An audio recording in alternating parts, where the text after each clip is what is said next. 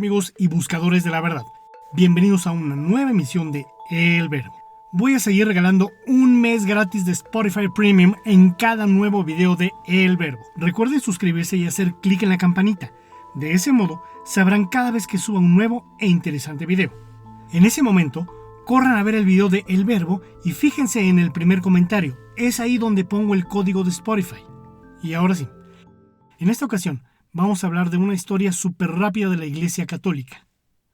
Todo empieza justo aquí, con el pueblo judío, un pequeño pueblo que ha sido dominado por muchos siglos por los imperios poderosos de la zona. Un pueblo especial porque ha declarado la idea de ser el pueblo elegido de Dios, que dicho sea de paso, ellos esperan que Dios les mande un día de estos a su Mesías, su Salvador. Alrededor del denominado Año Cero, la situación no es nada buena, ya que este pueblo está dominado por el Imperio Romano y de parte de los judíos tienen dirigentes que están totalmente despreocupados de su gente, y justo en ese momento es la llegada de Jesús.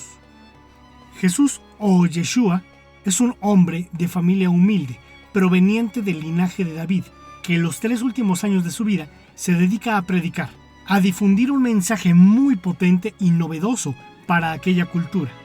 A través de su mensaje, invita a la gente del pueblo a ser solidarios unos con otros, y a los ricos los critica de manera dura y sagaz.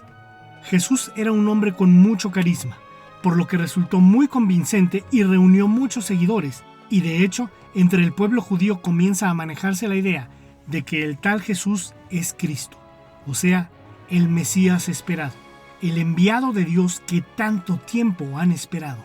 Jesús logra hacerse tan popular que su figura se hace muy incómoda para las autoridades judías y romanas, que acaban crucificándolo junto con 2 ladrones. Pero con dicho acto no consiguen su objetivo, ya que como es bien sabido, Jesús tuvo 12 discípulos denominados también los 12 apóstoles, y aunque uno de ellos lo traicionó y después murió, fue sustituido por Matías. Estos apóstoles se convierten en los grandes profetas de su mensaje, primero en Judea, pero luego, al ser también perseguidos, se dispersan a lo largo del Imperio Romano. Cada uno de estos apóstoles tiene seguidores a los que denominan como cristianos, y de esa manera comienzan a surgir comunidades de cristianos. Estos van organizándose y colocan al frente de cada comunidad un supervisor, o también llamado obispo. Las persecuciones contra los cristianos continúan. De hecho, durante diferentes épocas las autoridades del imperio persiguen y condenan a muerte a los llamados cristianos. De esa manera surge la figura de mártir. Pero todo cambia en el año 313.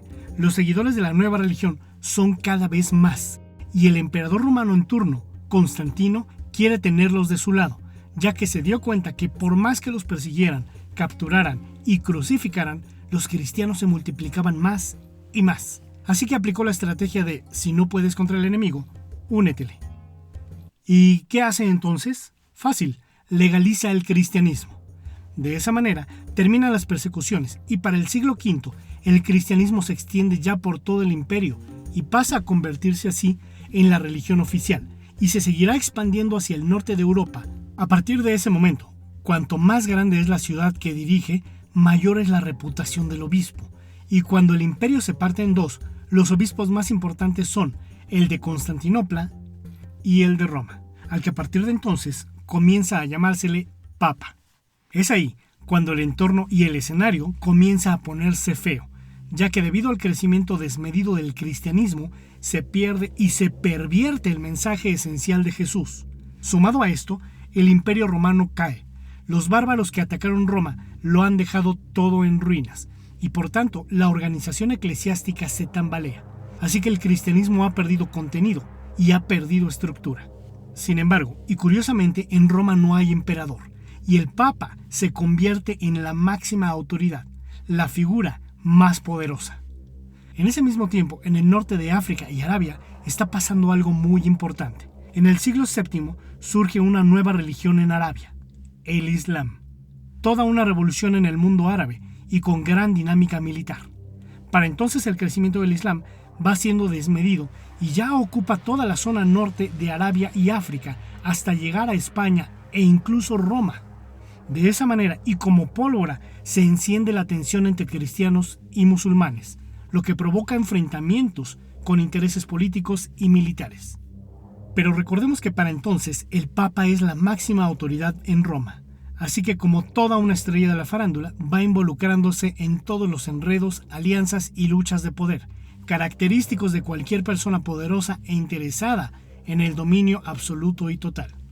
Durante los siguientes siglos, todos y cada uno de los papas seguirán peleando por mantener su poder y ejercer su autoridad por sobre todo, llevando auténticas vidas de reyes, rodeados de corrupción y con una avaricia desmedida, cosa que parece de lo más común entre cada uno de los papas. Curiosamente, todo esto poco se parece al mensaje original que quería transmitir Jesús. Ya en el siglo XI, el cristianismo se ha ido reestructurando y se extiende nuevamente por toda Europa, y ahora también parte de Asia. Sin embargo, nada puede ser perfecto ni duradero, por lo que la tensión entre el obispo de Roma, o sea el Papa, y el obispo de Constantinopla crece, y en el año 1054 se produce una ruptura denominada el Gran Cisma entre las dos iglesias, naciendo así la Iglesia Cristiana Ortodoxa. Sin embargo, siempre existe una fuerza que trata de equilibrar las cosas y hacer el bien. Hablemos de los monjes benedictinos, que desde el siglo VI han ido extendiéndose por gran parte de Europa. Los monjes benedictinos, siguiendo la esencia de la palabra de Jesús, se organizan en monasterios y ayudan a la gente de los poblados cercanos a organizarse y a mejorar su calidad de vida, misma que en ese entonces era realmente miserable. A lo largo de la historia van a existir dos mundos dentro del cristianismo: la iglesia de base, más humana y sensibilizada con las necesidades sociales del mundo, y la iglesia de la jerarquía, centrada en mantener su estatus, poder y control. Regresando nuevamente al tema del conflicto entre el cristianismo y el islam, por un lado en la península ibérica se produce la Reconquista, del 722 a 1492. Los ejércitos cristianos van ganándole terreno a los ejércitos musulmanes, hasta recuperar nuevamente España y Portugal. Por otro lado, a principios del siglo XI comienzan las famosas cruzadas. El Papa, en lugar de buscar un acercamiento con el Islam, entre 1095 y 1294 arman ejércitos conformados por soldados europeos con la finalidad de recuperar Jerusalén del dominio musulmán. Todo esto, por supuesto, exponiendo que era por orden de Dios. Pero evidentemente, nada de esto era por orden de Dios. Pero si lograban recuperar Jerusalén, tendrían un total y absoluto control del mar Mediterráneo, que en ese entonces tenía un gran interés comercial, y hasta la actualidad. Pero los musulmanes no eran un flan, así que la tensión del conflicto cristiano-musulmán crece y se mantiene durante siglos. Al mismo tiempo, llega la peor época de oscuridad y terror, ya que en el año 1184 surge la Santa Inquisición, que de santa no tenía nada, y que no se dedicaba a otra cosa más que a considerar hereje a todo aquel que cuestionara la religión cristiana, y ser hereje era ser enemigo de la Iglesia.